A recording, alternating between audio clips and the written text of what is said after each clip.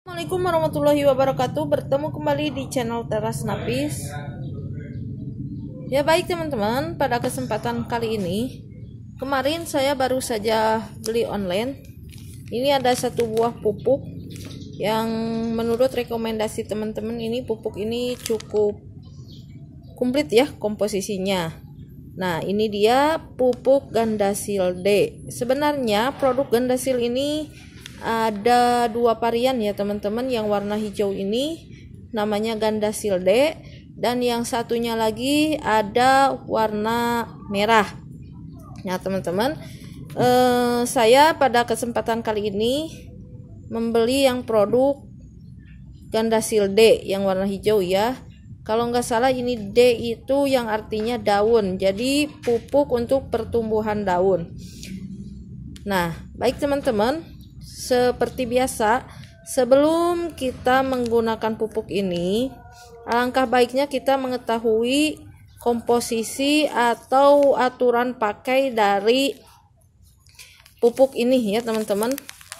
Biasanya ada di belakang kemasan. Ya, ini kemasannya berapa ya? Kemasannya isi, kalau nggak salah dulu saya beli yang 100 gram. Ya betul, ini kemasan 100 gram. Harganya kurang lebih 10.000 kalau nggak salah saya kemarin beli di toko online. Nah baik teman-teman, kita lihat dulu di kemasannya. Ini komposisinya ada apa aja. Ini saya tidak sedang mengendorse ya teman-teman, cuma pure murni ingin mencoba menggunakan pupuk Gandasil ini. Dan ternyata di sini komposisinya sudah komplit betul ya teman-teman. Di sini ada unsur makro yang dibutuhkan oleh tanaman, yaitu NPK, ini nitrogen yang totalnya ada 20%, fosfornya, P-nya 15%, dan K-nya kalium itu 15%. Jadi ini betul ya, cocok untuk masa vegetatif, yaitu untuk masa pertumbuhan. Digunakan untuk tanaman yang beranjak dewasa, bukan untuk pembuahan ya teman-teman, karena ini komposisi nitrogennya 20%. Ini lebih besar dibandingkan unsur P dan K-nya. Kemudian di sini selain unsur makro yang dibutuhkan oleh tanaman, di sini sudah lengkap ya.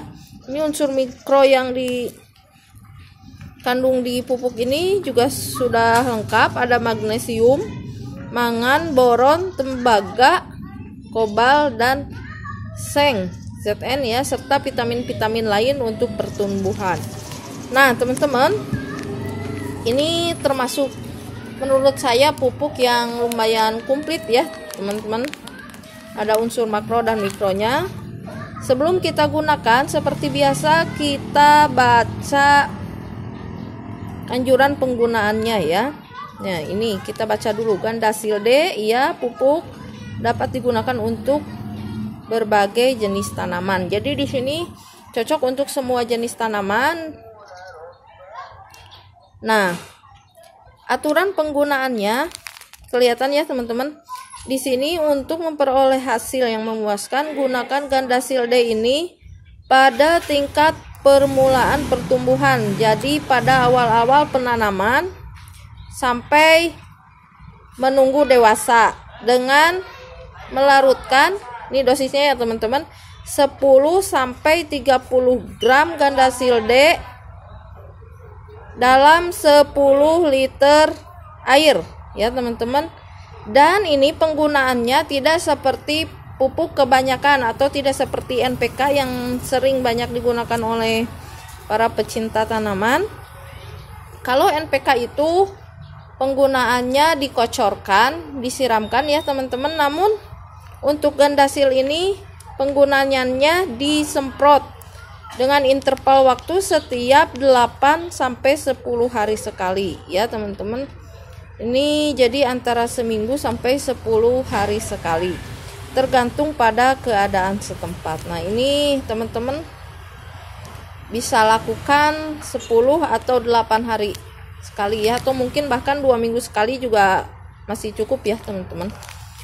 Oke teman-teman, setelah kita mengetahui komposisi dan aturan penggunaan dari pupuk Gandasil ini, langsung saja kita akan praktekkan ya teman-teman. Tadi penggunaannya 10 gram untuk 10-20 gram untuk 10 liter air. Nah teman-teman, di sini saya sudah sediakan ini air biasa, air keran, kurang lebih ini 500 ml jumlahnya.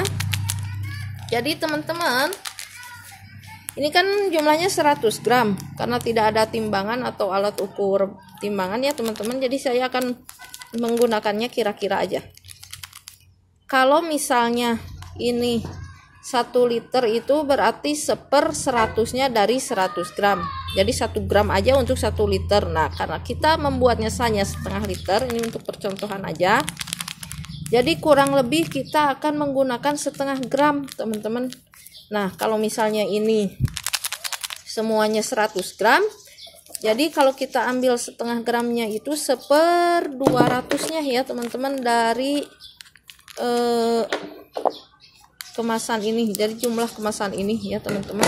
Kalau misalnya teman-teman membuatnya 1 liter, jadi 1/100 dari kemasan ini.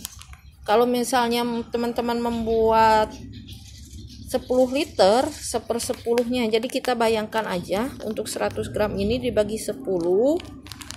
Nah kalau kita ambil 1 liter, jadi dari 1/10 itu kita ambil 10 bagiannya. Nah kalau ini setengah liter, jadi kita hanya mengambil 1/20-nya dari 1/10 jumlah ini. Jadi saya kira-kira sedikit saja ya teman-teman, seperti ini. Mungkin ini kebanyakan. Ini serbuk sangat halus ya teman-teman, seperti ini. Kelihatan ya. Nah seperti ini. Ini mungkin sudah cukup ya, seperti ini. Kita masukkan ke dalam ini. Ini hanya membuat sedikit saja dan aduk sampai benar-benar larut ya teman-teman.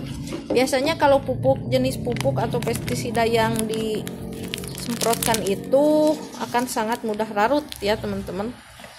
Nah seperti ini, aduk hingga benar-benar merata.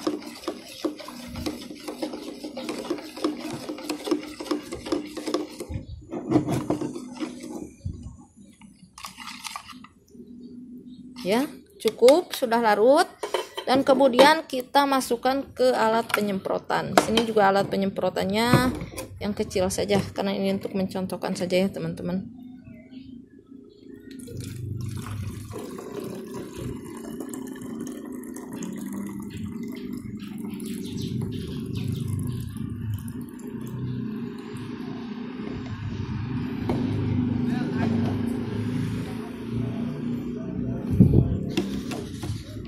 Kita tutup.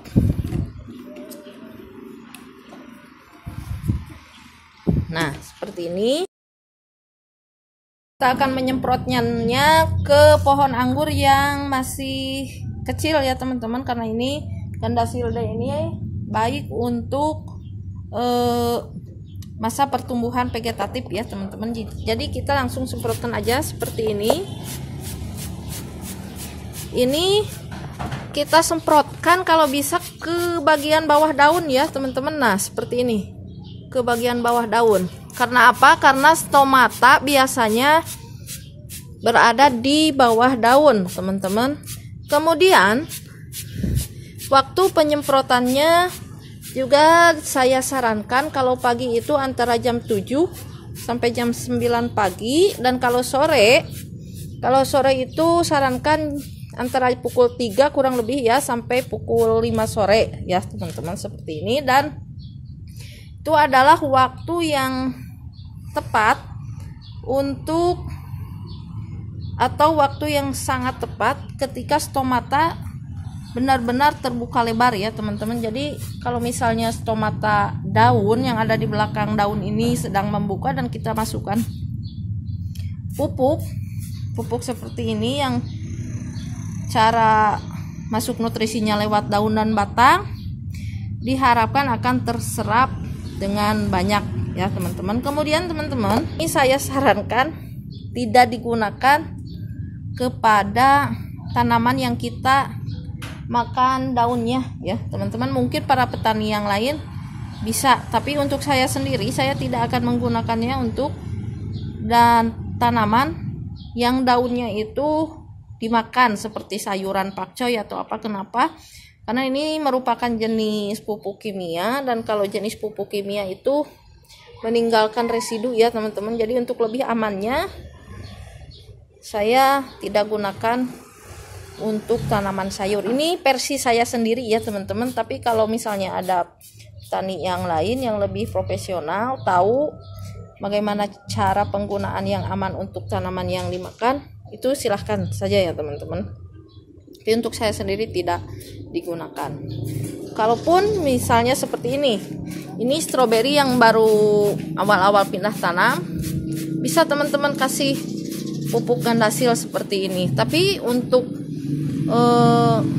stroberi yang sudah mau berbuah atau bahkan sudah ada buahnya, saya sarankan tidak disemprot ya teman-teman, takutnya buahnya terkena semprotan dari pupuk ini, dan 1 hari 2 hari setelah penyemprotan kita petik itu kan masih tertinggal ya residunya seperti itu. Ini akan lebih aman gunakan untuk tanaman-tanaman hias ya, untuk bunga-bunga yang cantik kan itu tidak akan dikonsumsi. Nah itu seperti itu, lebih aman. Baik teman-teman, saya kira dicukupkan sekian. Terima kasih telah menonton sampai selesai. Sampai ketemu di video selanjutnya. Wassalamualaikum warahmatullahi wabarakatuh.